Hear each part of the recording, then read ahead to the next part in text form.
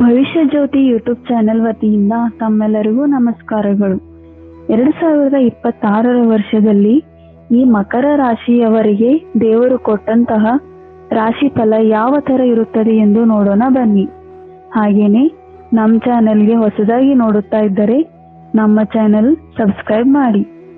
ನಿಮ್ಮ ಜಾತಕ ಫಲ ತಿಳಿಯಬೇಕಾದರೆ ಕಮೆಂಟ್ ಬಾಕ್ಸ್ ಅಲ್ಲಿ ನಿಮ್ಮ ರಾಶಿ ಯಾವುದು ಎಂದು ತಿಳಿಸಿ.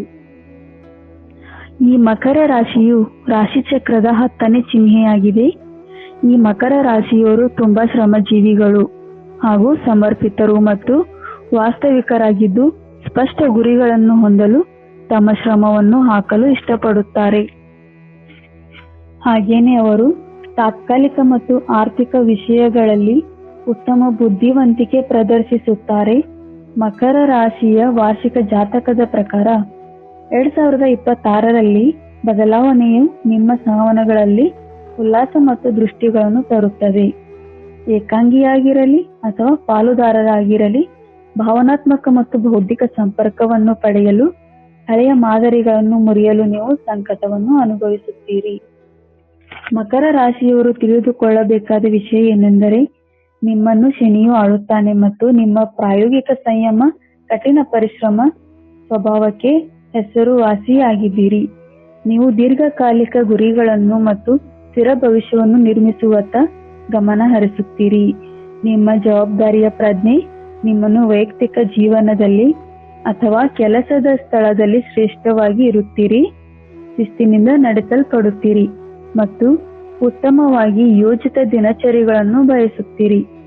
ಈ ಮಕರ ರಾಶಿಯವರು 2026ರ ಭವಿಷ್ಯ ಜ್ಯೋತಿಯ ಪ್ರಕಾರ ಜೀವನದ ಹಲವು ಕ್ಷೇತ್ರಗಳಲ್ಲಿ ಸವಾಲುಗಳು ಮತ್ತು ಯಶಸ್ಸಿನ ಮಿಶ್ರಣವನ್ನು ತರುತ್ತದೆ.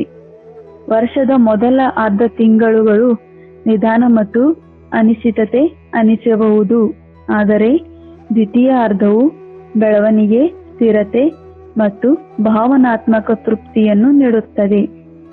ಈ ವರ್ಷದ ಗ್ರಹ ಸಂಚಾರವು ನಿಮ್ಮನ್ನು ಹೊಂದಿಕೊಳ್ಳುವಿಕೆ, ಆಳವಾದ ಸಂಬಂಧಗಳು, ವೃತ್ತಿ ಪ್ರಗತಿ ಮತ್ತು ಆರ್ಥಿಕ ಭದ್ರತೆಯತ್ತ ಕೊಂಡೊಯ್ಯುತ್ತದೆ. ಆರೋಗ್ಯ ಮತ್ತು ಕುಟುಂಬದ ಯೋಗಕ್ಷೇಮದತ್ತ ಗಮನ ಹರಿಸಲು ನಿಮಗೆ ಸಹಾಯವಾಗುತ್ತದೆ. ನೀವು ವಿವಾಹಿತವಾಗಿದ್ದರೆ ಭಿನ್ನಾಭಿಪ್ರಾಯ ಮತ್ತು ಗೊಂದಲಗಳನ್ನು ಅನುಭವಿಸುತ್ತೀರಿ. ಸಂವಹನ ಸಮಸ್ಯೆಗಳು ತಾತ್ಕಾಲಿಕ ಅತೃಪ್ತಿಗೆ ಕಾರಣವಾಗಬಹುದು. ಈ ಸಮಯದಲ್ಲಿ ಸಮತೋಲನವನ್ನು ಕಾಪಾಡಿಕೊಳ್ಳಲು ತಾಳ್ಮೆ ಮತ್ತು ಸಹಾನುಭೂತಿ ಮುಖ್ಯವಾಗಿರುತ್ತದೆ.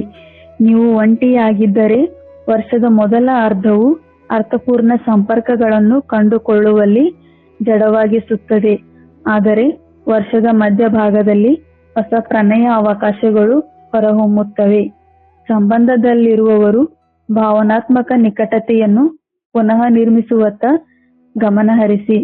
ಹಿಂದಿನ ಉದ್ವಿಗ್ನತೆಯನ್ನು ನಿಧಾನವಾಗಿ ಪರಿಹರಿಸಿ. ಆತುರದ ಕೆಲಸಗಳನ್ನು ಮಾಡುವುದನ್ನು ತಪ್ಪಿಸಿ ಹಾಗೂ ಪ್ರಾಮಾಣಿಕ ಸಂವಹನ ಮತ್ತು ತಿಳುವಳಿಕೆಯಿಂದ ಸಂಬಂಧಗಳನ್ನು ಬಲಗೊಳಿಸಿ. ಹೆಚ್ಚು ಸ್ಥಿತಿಸ್ಥಾಪಕವನ್ನು ಪಡೆಯುತ್ತವೆ. ಈ ಮಕರ ರಾಶಿಯವರು ಆರ್ಥಿಕವಾಗಿ ಆರಂಭದ ತಿಂಗಳುಗಳಲ್ಲಿ ಅನಿರೀಕ್ಷಿತ ವೆಚ್ಚಗಳನ್ನು ಒಳಗೊಂಡಿರಿಸುತ್ತದೆ ಹಾಗೂ ಅದು ನಿಮ್ಮ ಉಳಿತಾಯದ ಮೇಲೆ ಪರಿಣಾಮ ಬೀರಿಸಬಹುದು. ವರ್ಷದ ಆರಂಭದಲ್ಲಿ ಊಹಾತ್ಮಕ ಅಪಾಯಗಳನ್ನು ತಪ್ಪಿಸಿ ಮತ್ತು ದೀರ್ಘಕಾಲೀನ ಲಾಭಗಳತ್ತ ಗಮನ ಹರಿಸಿ ಎಂದು ಹೇಳುತ್ತಾ, ಯಾವುದೇ ರಾಶಿಯ ದೋಷಗಳಿದ್ದರೆ ಹುಟ್ಟಿದ ದಿನಾಂಕ ಮತ್ತು ಹುಟ್ಟಿದ ಸಮಯ ಕಮೆಂಟ್ ಬಾಕ್ಸ್ ಅಲ್ಲಿ ತಿಳಿಸಿ. ದೋಷ ಪರಿಹಾರದ ವಿಷಯವನ್ನು ತಿಳಿಸಿಕೊಡುತ್ತೇವೆ. ಧನ್ಯವಾದಗಳು.